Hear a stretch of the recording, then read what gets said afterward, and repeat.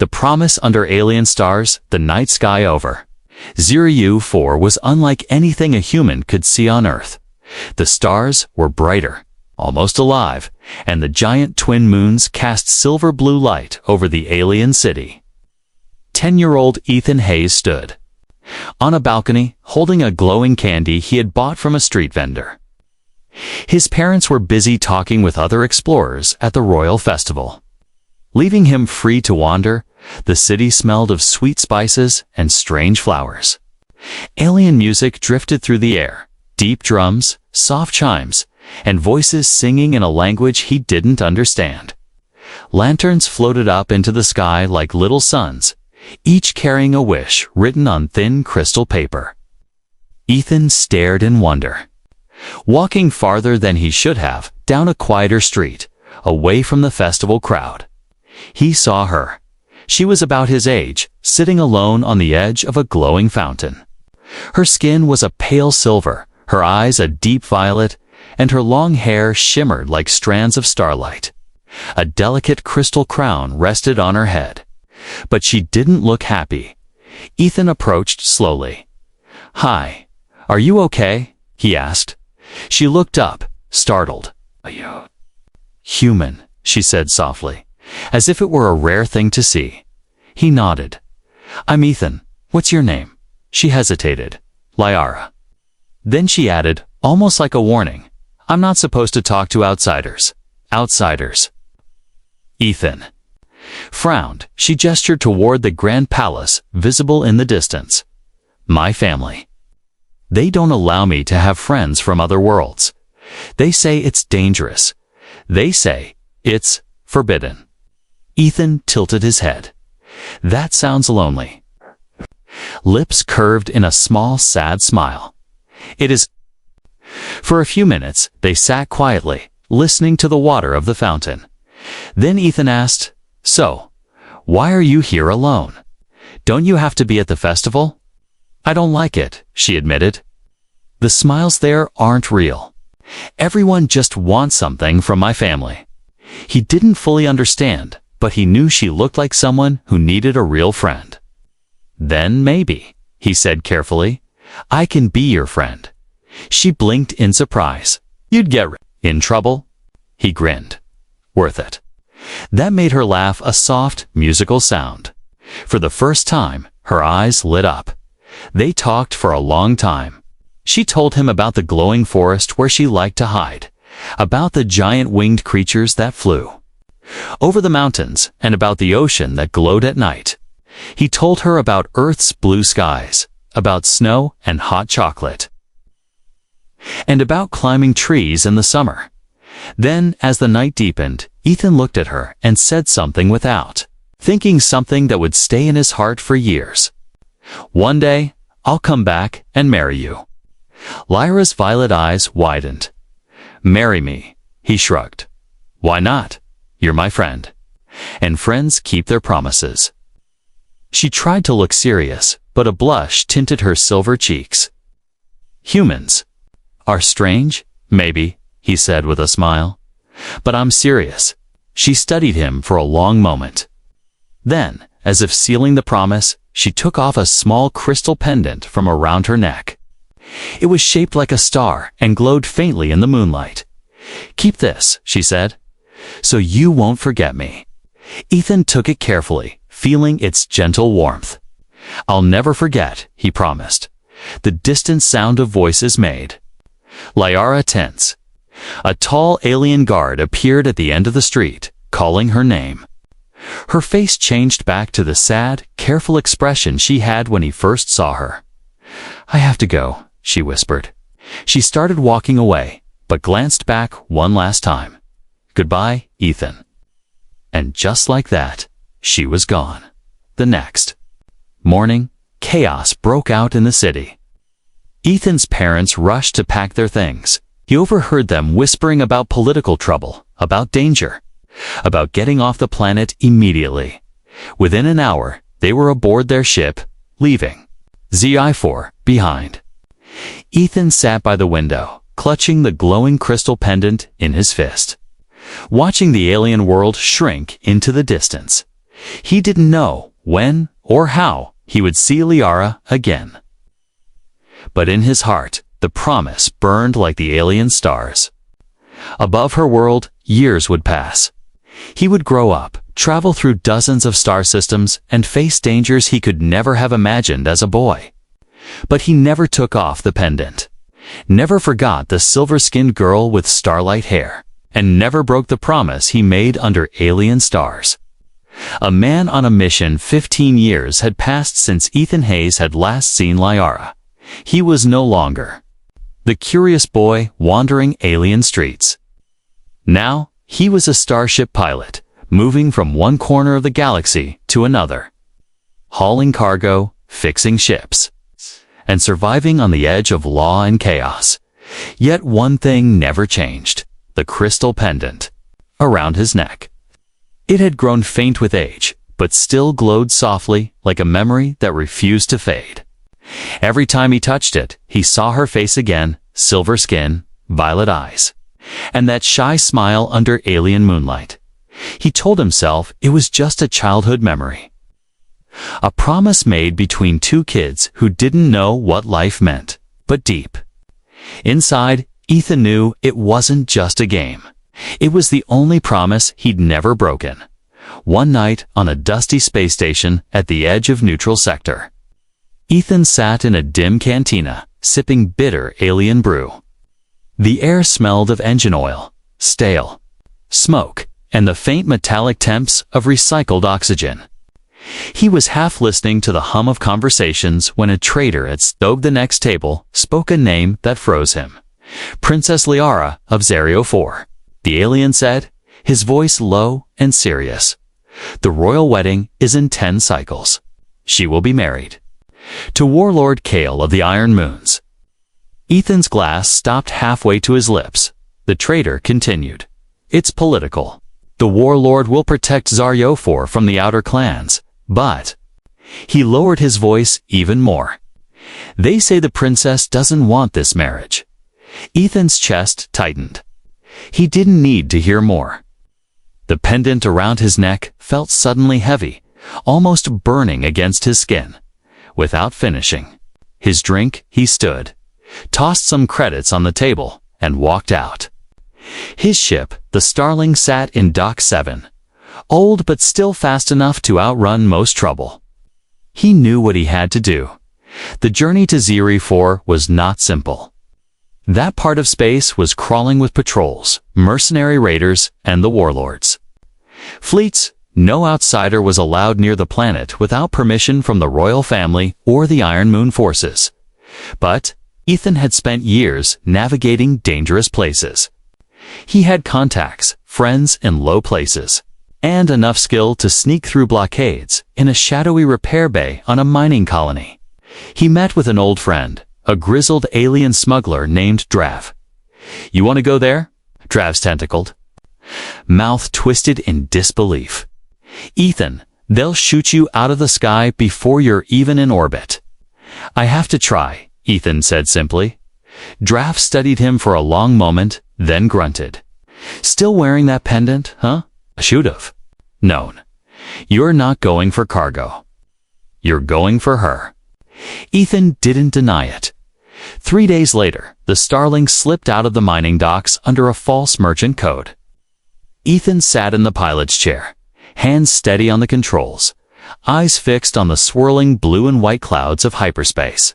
Every jump brought him closer to Zero 4, and closer to the girl who had grown into a woman under the weight of a crown. He tried to imagine what she looked like now. Was her hair still like starlight? Would she even remember him? Would she laugh at the foolish promise he made as a boy? Or would she be glad he came? On the 4th jump, his cum crackled with intercepted signals. Royal broadcasts were announcing the upcoming marriage like a celebration for the whole galaxy. Images of Liara appeared on the screen, older, more regal, dressed in ceremonial silks. Her smile was perfect for the cameras. But her eyes were the same sadness he had seen years ago. Ethan leaned back, staring at the screen. She hadn't changed in the way that mattered. when the starling finally dropped out of hyperspace. Near 04, Ethan's heart raced. The planet was as beautiful as he remembered.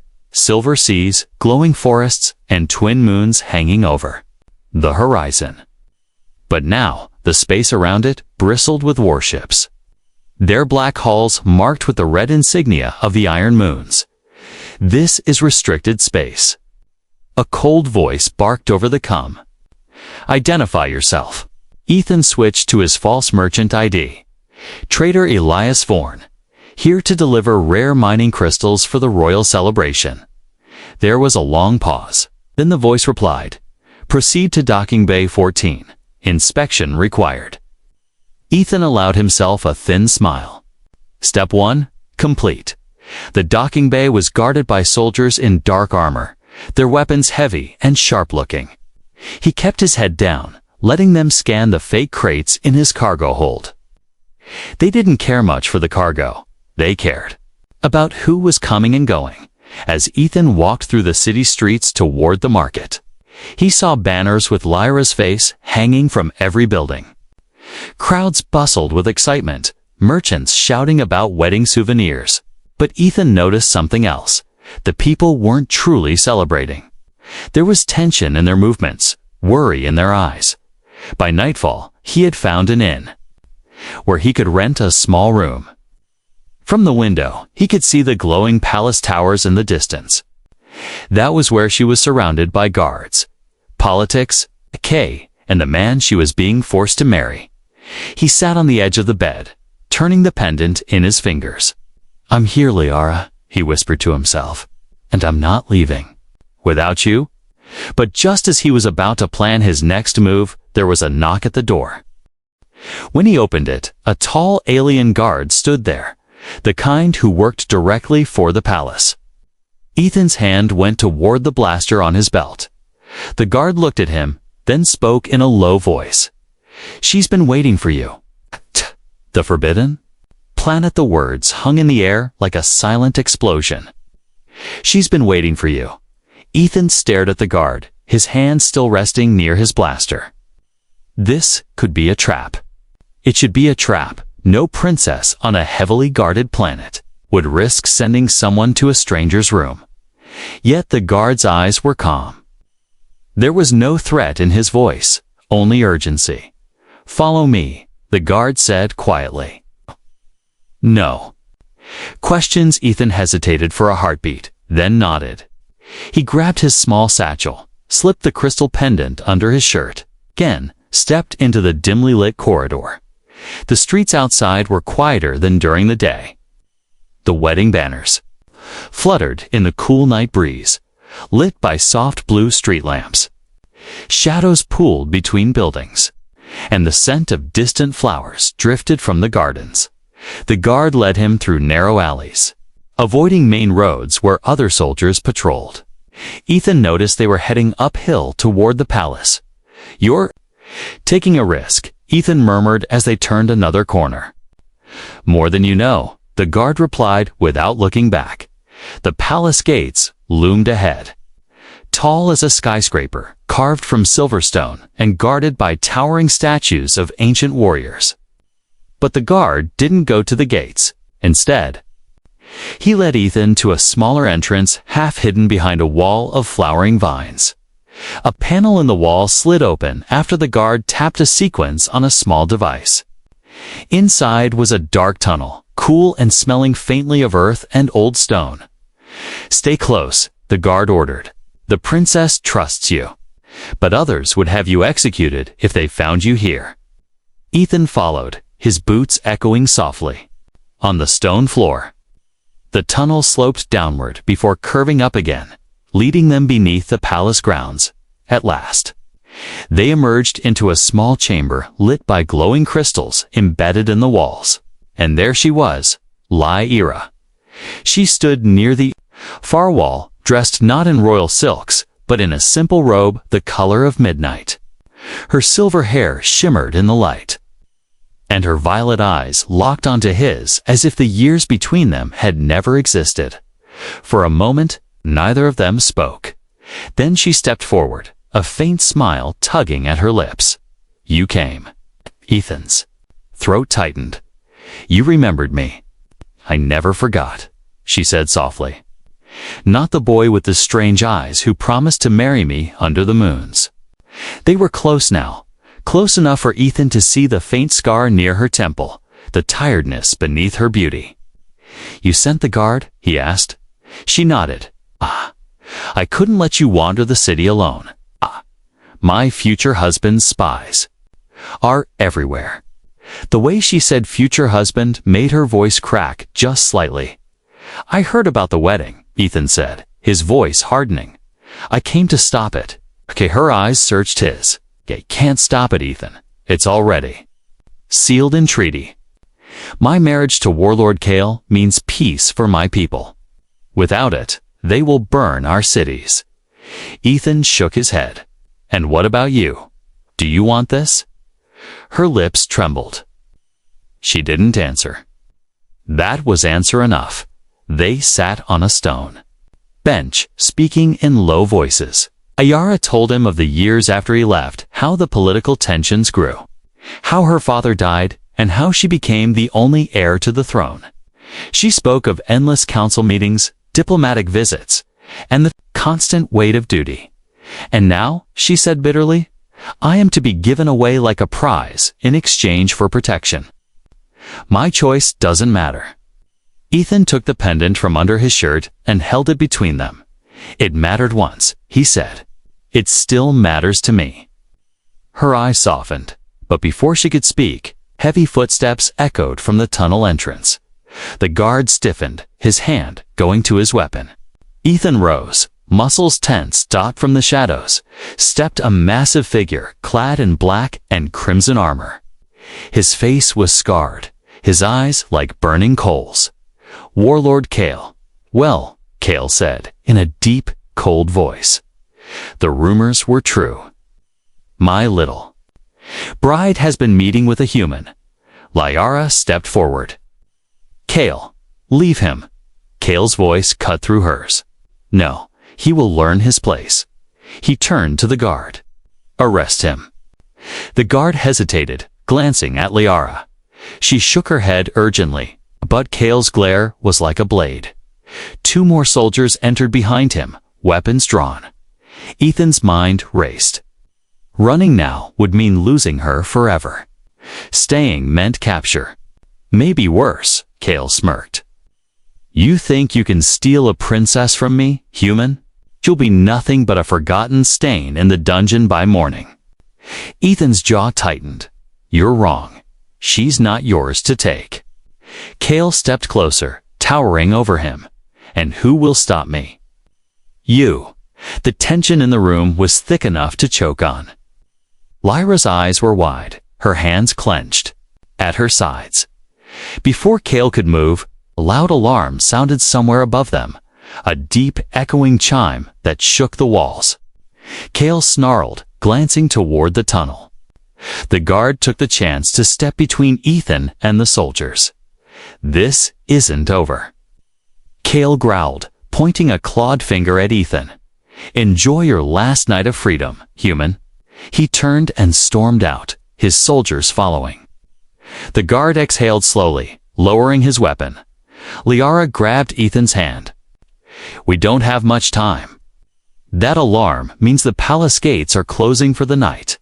You must leave before they find you again. Ethan looked into her eyes. I'm not leaving without you. She shook her head. You can't take me. Now, it would mean war. But, meet me tomorrow night. Same place, I'll have a plan. He hesitated, then nodded. Tomorrow, as Ethan slipped back through the tunnels, the weight of the situation pressed on him. This wasn't just about a promise anymore. It was about saving someone he cared for from a cage, even if that cage was made of gold. And tomorrow night, the real danger would begin. The secret reunion the next night came slowly for Ethan Hayes. Every hour felt like a whole day. He stayed in the small inn room, pretending to rest, but his mind was awake and restless. Every sound from the street made him tense. Every footstep outside his door made him check his blaster. He kept seeing Lyra's face in his mind. The way her eyes softened when she saw the pendant. The way her voice dropped when she spoke of her future husband. He knew that if he failed tomorrow, she would be trapped forever. When darkness fell, Ethan left the inn. The streets were quieter than the night before. The wedding preparations had grown even more intense. Palace balconies glittered with lights, and soldiers patrolled in pairs, their armor reflecting the glow of the twin moons. Ethan stuck to the alleys, his hood pulled low. He reached the vine-covered wall where the hidden panel waited. He tapped the same sequence the guard had used the night before. The panel slid open without a sound. A faint voice whispered from the shadows inside. "Quickly, she's waiting." It was the same.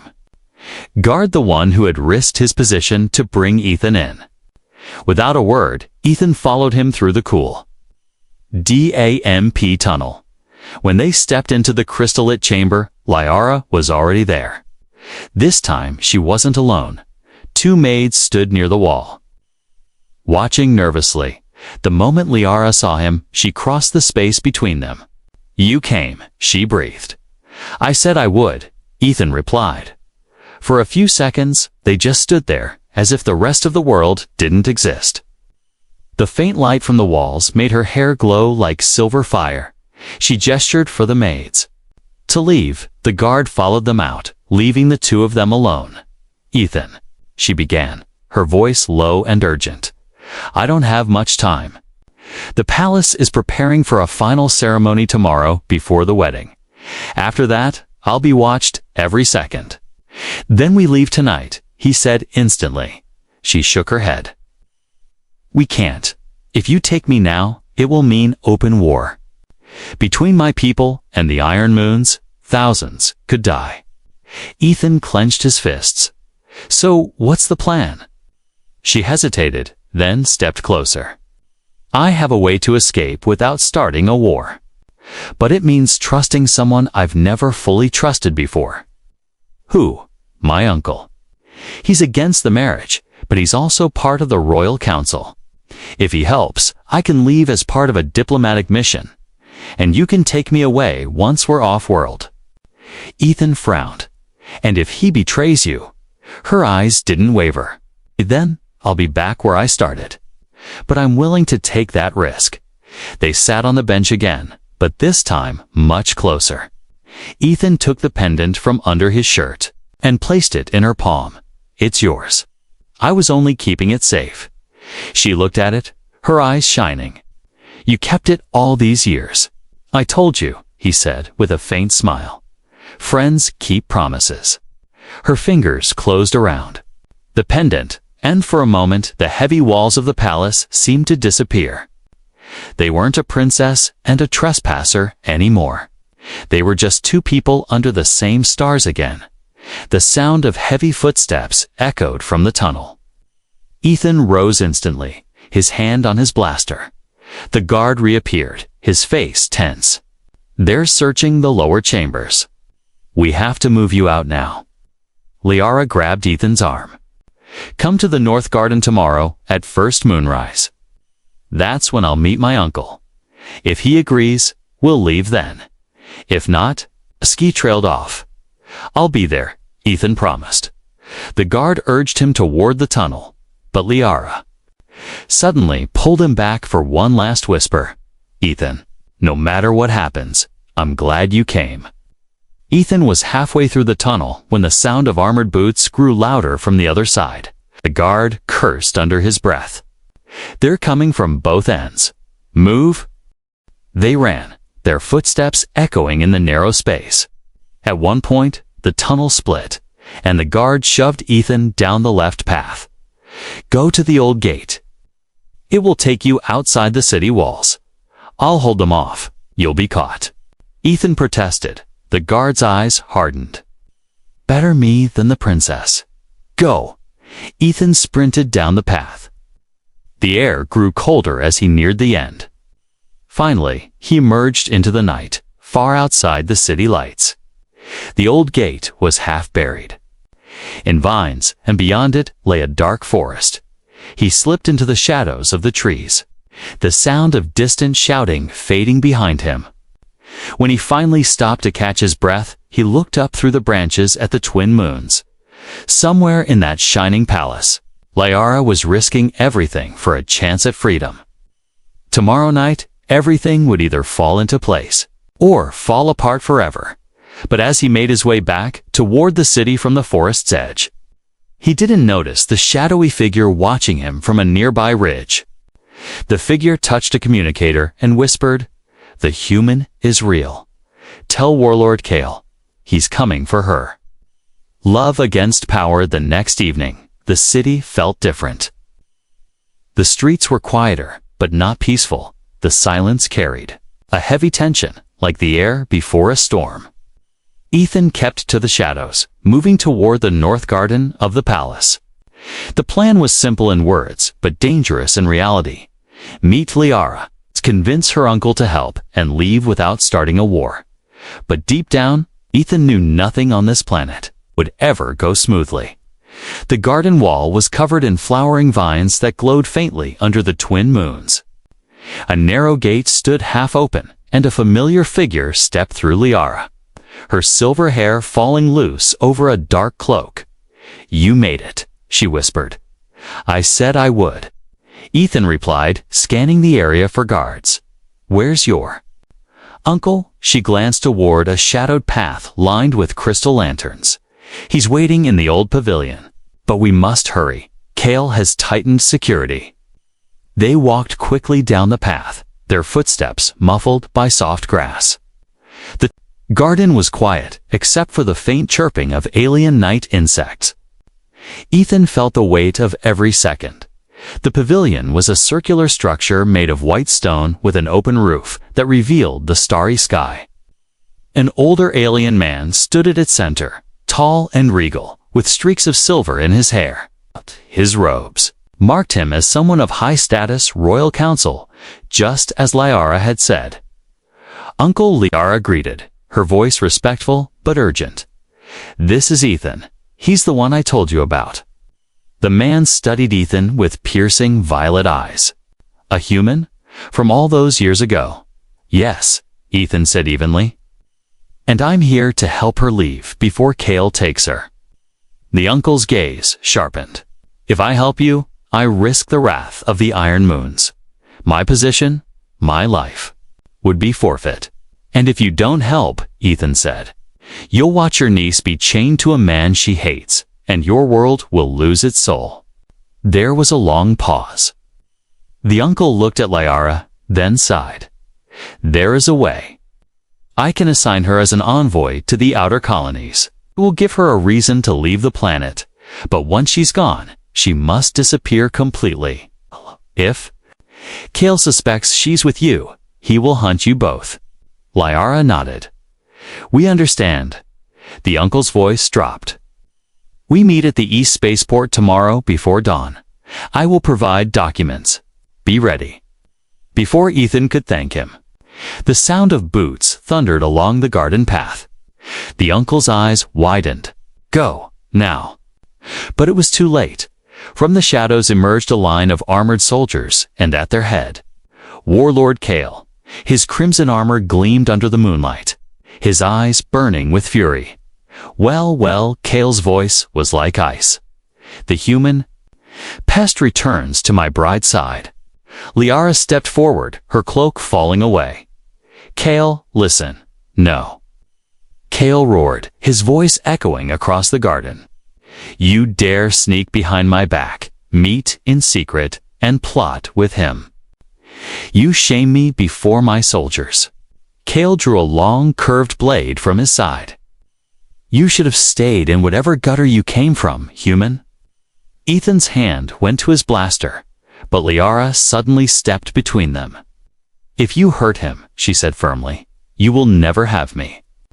Not as a wife, not as a prisoner, not ever." The soldiers shifted uncomfortably, glancing at each other. Even Kale paused, his eyes narrowing. "You think you can protect him from me?" Kale sneered. You are mine by law. Leora's chin lifted. Not yet. Cale's face darkened with rage. Take him, he ordered.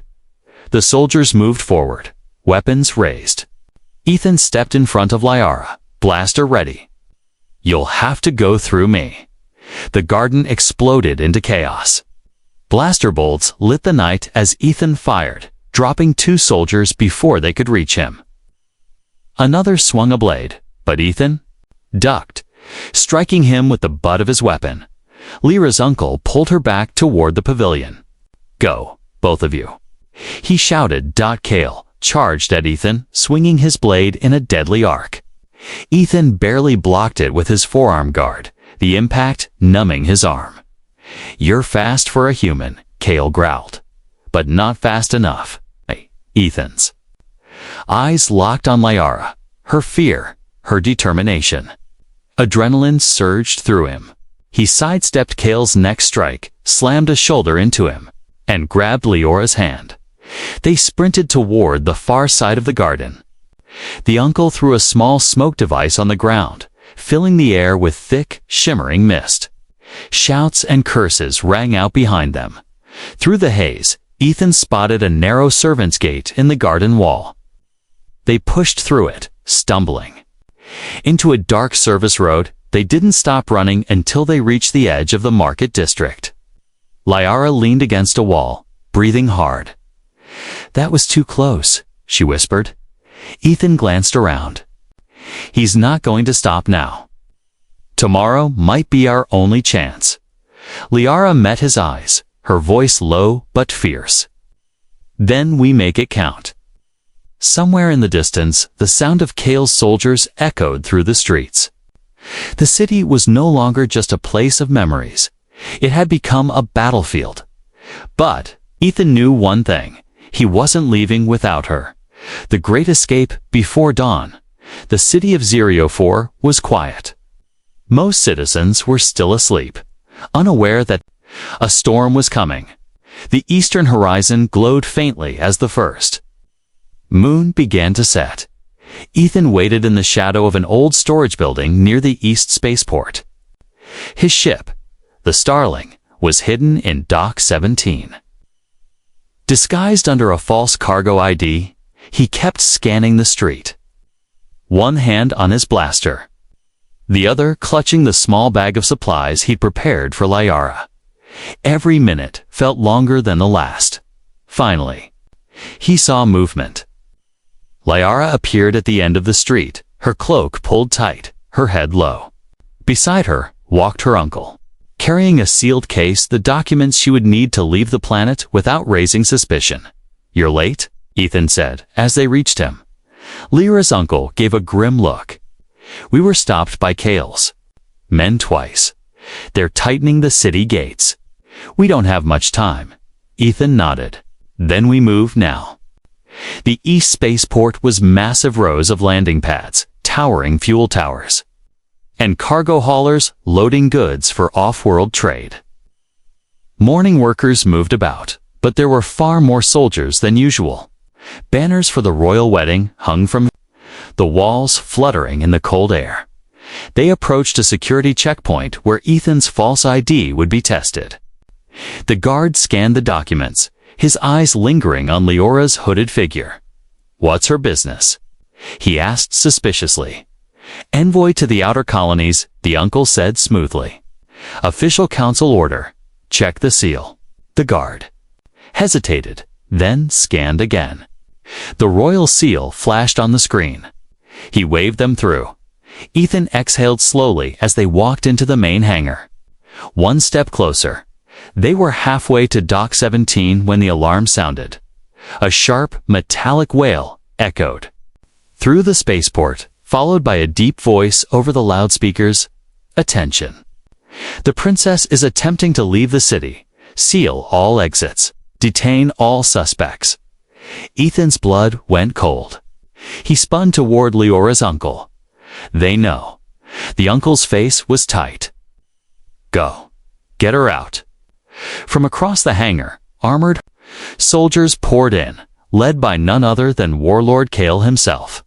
His crimson armor gleamed in the hangar lights as he pointed his blade toward them. "Stop them!"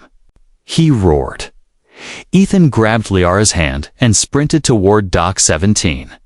Blaster fire erupted behind them, bolts striking crates and metal walls. Lyra's uncle stayed behind, drawing the soldiers' attention, shouting for them to follow him instead. They rounded a corner, nearly colliding with a group of mechanics. Ethan shoved through, dragging Liara behind him. The Starling came into view, small, battered, but ready to fly. They reached the ship just as more soldiers closed in from the other side. Ethan yanked the ramp control, and it hissed open. "Get inside," he shouted. Liara ran up the ramp while Ethan fired at the approaching soldiers, forcing them to take cover. He backed into the ship, hitting the ramp button again. The doors sealed just as blaster bolts slammed into the hull. Ethan sprinted to the cockpit, Liara close behind. The engines roared to life, and the Starling lifted off the pad. "Hold on," he warned. The ship shot upward, weaving between cargo towers. But as they broke through the spaceport's outer gates, Kale's voice echoed over the comm system. "Human, you can run, but you will never keep her. My fleet is already waiting for you." Outside the atmosphere, Kale's words proved true. 2 Iron Moon warships blocked the path to hyperspace. Their black hulls shimmered with red lights, and there, weapons locked onto the Starling, Ethan's hands flew over the controls. "We can't fight them head-on. We'll have to go through the asteroid field." Liara's eyes widened. "That's suicide." "Only if you're a bad pilot," Ethan said, forcing a grin. The warships opened fire, red beams slicing past them. Ethan dove toward the asteroid. Belts, the ship rattling as they entered the debris zone. Massive rocks tumbled through space, some glowing from mineral veins, others dark and jagged. Kale's fleet pursued, their larger size making it harder to maneuver. Ethan twisted the Starling. Between spinning stones, engines flaring bright. One warship clipped an asteroid, exploding in a burst of red flame. The other stayed close, its weapons still firing. "Hold the controls," Ethan told Liara, sliding out of his seat to grab the manual override on the targeting system. "What?" she gasped. "Just keep us from hitting anything," she gritted.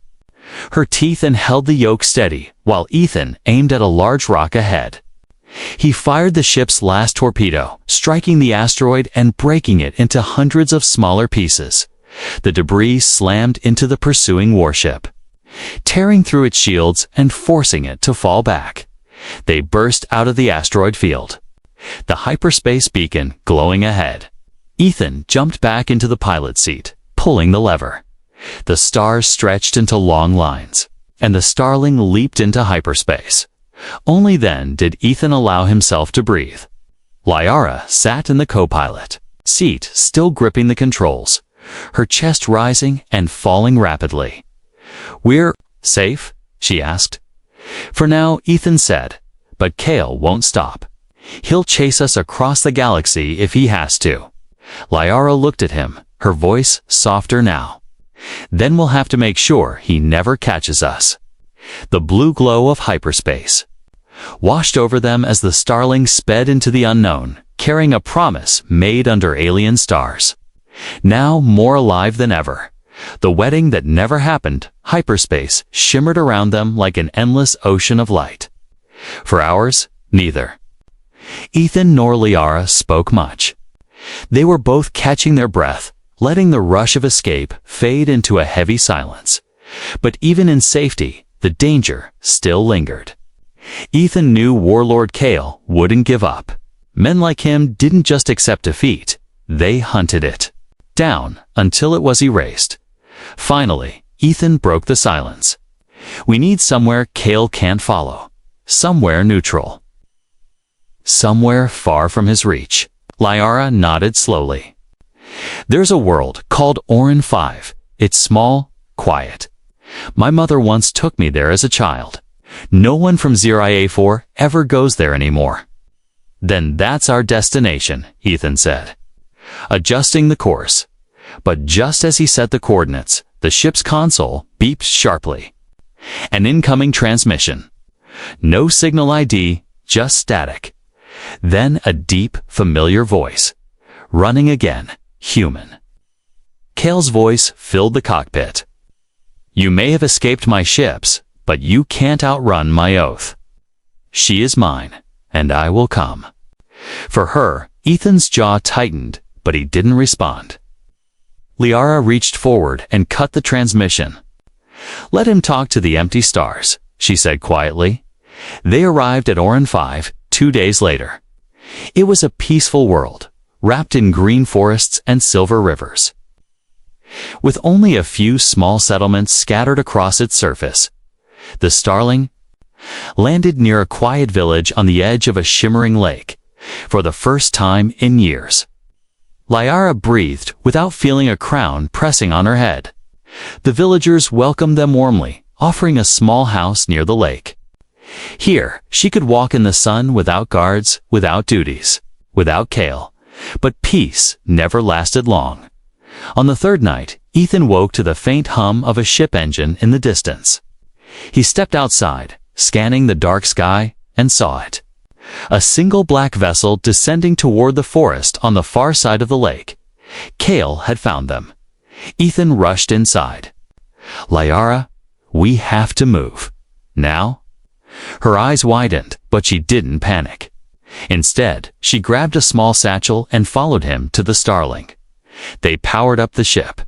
Just as a group of soldiers emerged from the trees, Kale was at their head, his armor darker than the night, his eyes locked on them like a predator. The ship's ramp was still lowering when Kale called out, his voice sharp and commanding. Liara, step away from the human. Return to me, and your people will be spared my wrath. She stood at the base of the ramp, her cloak whipping in the wind from the engines. For a long moment, she didn't move. Then she lifted her chin and shouted back, her voice clear and strong. I am not yours. I was never yours, and I will never go back. Kale's face twisted with rage. Then you choose war. The soldiers opened fire. Bolts of red energy lit the night, striking the ground around them. Ethan pulled Liara inside, slamming the ramp shut. Hold on, he shouted, throwing the Starling into a steep climb. Kale's ship lifted off behind them, weapons blazing. The chase tore across the night sky, streaks of light cutting through the clouds.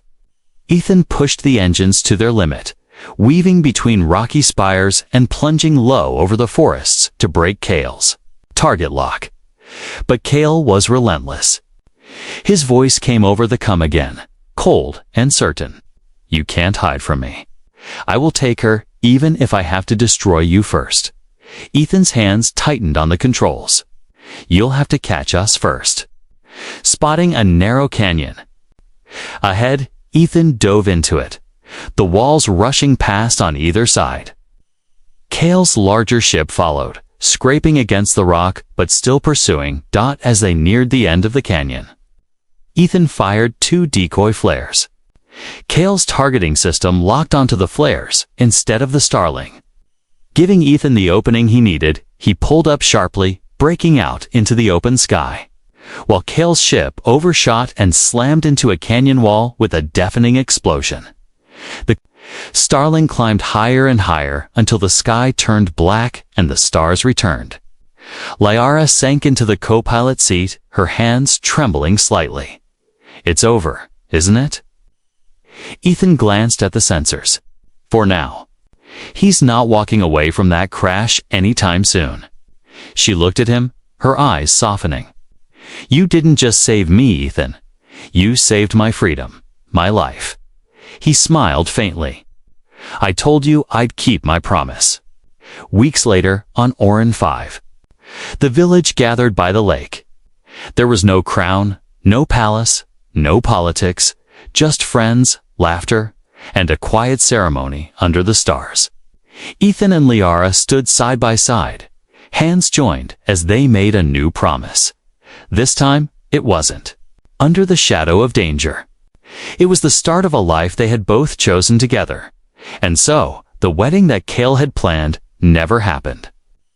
But another did, one born from a promise made under alien moons, fulfilled by a human who refused to let go.